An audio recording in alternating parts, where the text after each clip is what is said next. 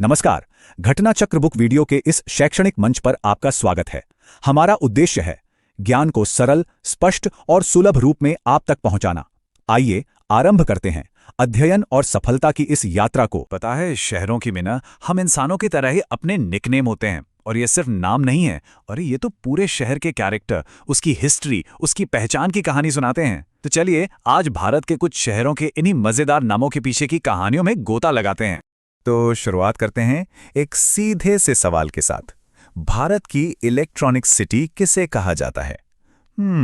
थोड़ा सोचिए, हो सकता है इसका जवाब मालूम हो। हाँ, बिल्कुल सही। इसका जवाब है बेंगलुरु। पर रुकिए, कहानी यहीं खत्म नहीं होती। क्या ये पता है कि इसे स्पेस सिटी और गार्डन सिटी ऑफ इंडिया भी कहते हैं? यही तो मजा है निकनेम्स का, कि एक ही शहर के कितने सारे चेहरे हो सकते हैं, कितने सारे नाम। तो सबसे पहले चलिए यही समझते हैं कि कैसे एक शहर की खास पहचान उसके निकनेम्स में छलकती है। तो ये निकनेम या मॉनिकर जिसे कहते हैं, आखिर हैं क्या? देखिए, ये वो नाम है जो किसी जगह की पूरी पहचान का समझिए निचोड़ होते हैं। पहचान चाहे उसके काम धंधे से बनी हो, उसकी जमीन से या फिर उसके इतिहास से। इसका सबसे बढ़िया एग्जाम्पल मुंबई। जरा देखिए, अपनी ज्योग्राफी की वजह से ये है 7 टापुओं का नगर, तो फिल्म इंडस्ट्री की वजह से भारत का हॉलीवुड। इसे कॉटन टेक्सटाइल्स की राजधानी भी कहते हैं और गेटवे ऑफ इंडिया भी। सोचिए, शहर एक और कहानियां कितनी सारी।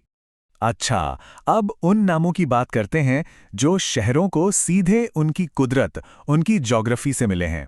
और पता है, ये नाम अक्सर सबसे पक्के होते हैं। स्क्रीन पर ये नंबर देखिए, 5। ये सिर्फ एक गिनती नहीं है, ये एक पूरे स्टेट के नाम की नींव है। कोई अंदाजा कौन सा राज्य हो सकता है ये? ये है पंजाब। इसका नाम ही 2 फारसी शब्दों से बना है। पंज मतलब 5 और आब मतलब पानी, यानी 5 नदियों की धरती। कितना सिंपल है ना? नाम सीधे सीधे वहां की ज्योग्राफी की सच्चाई बता रहा है। बिल्कुल इसी तरह जब श्रीनगर का नाम आता है तो क्या याद आता है? झीलें, पहाड़, है ना? बस इसीलिए तो उसे झीलों का शहर और यहां तक कि धरती पर स्वर्ग जैसे प्यारे नाम मिले हैं। ये नाम सुनते ही लगता है जैसे पूरी खूबसूरती आंखों के सामने आ गई हो। अच्छा, कभी सोचा है माउंट आबू को राजस्थान का शिमला क्यों कहते हैं? देखिए, पूरे देश के लिए जो काम शिमला करता है, गर्मी से राहत देने वाली ठंडी जगह, वही काम माउंट आबू राजस्थान के लिए करता है, उस तपते रेगिस्तान के बीच। तो बस बन गया राजस्थान का शिमला। तो ये तो हुई प्रकृति की बात। चलिए अब उन शहरों की तरफ चलते हैं जिनकी पहचान उनके काम से है। मतलब वो क्या बनाते हैं, क्या उगाते हैं या किस चीज का बिजनेस करते हैं। कुछ शहरों के नाम तो उनके काम से ऐसे जुड़े हैं कि अब अलग ही नहीं हो सकते। जैसे पानीपत, बुनकरों का शहर; अलीगढ़, जाहिर है, ताला नगरी; और धनबाद अपनी कोयला खदानों की वजह से कोयला नगरी। और ये तुलना कभी कभी इंटरनेशनल लेवल पर भी होती है। जैसे अहमदाबाद को कहते हैं भारत का बोस्टन। क्यों? क्योंकि जैसे अमेरिका में बोस्टन कभी टेक्सटाइल का बड़ा हब था, ठीक वैसे ही अहमदाबाद भारत में कपड़ा उद्योग का एक ऐतिहासिक गढ़ रहा है। तो ये नाम सिर्फ एक तुलना नहीं है, ये एक ग्लोबल पहचान भी देता है। और हाँ, इंडस्ट्री का मतलब सिर्फ फैक्ट्रियां नहीं है। खेती और खाने पीने की चीजों ने भी पूरे पूरे इलाकों को नाम दे दिए हैं। जैसे गुजरात नमक के लिए सॉल्ट सिटी है, मध्य प्रदेश सोयाबीन के लिए सोया प्रदेश है, और आंध्र प्रदेश, उसे तो एशिया के अंडों की टोकरी तक कहा जाता है। सोचिए जरा।